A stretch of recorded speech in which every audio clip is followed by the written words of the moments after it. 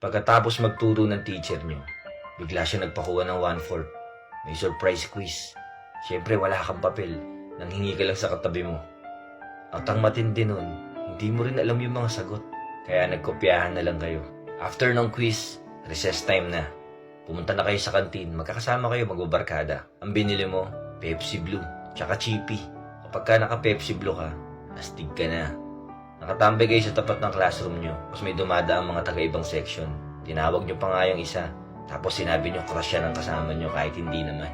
Maya-maya may lumapit sa'yo, may nagabot ng love letter. Galing daw sa admirer mo.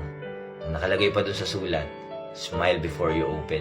Inaagaw yun ng kasama mo, binuksan tapos binasa ng malakas. Ikaw naman hiyang-hiya habang inaasar ka nila.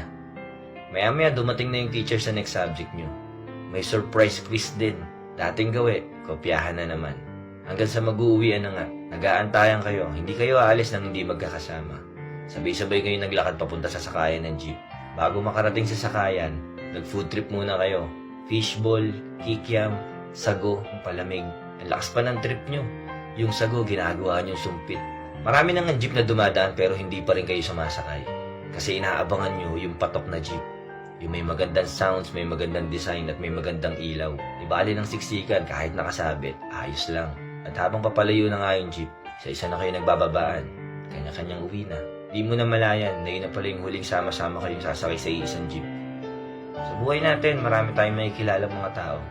Pangmatagalan, panandalian, merong mga mananatili, at meron ding aalis. Ganun pa man, magpasalamat ka pa rin sa kanila.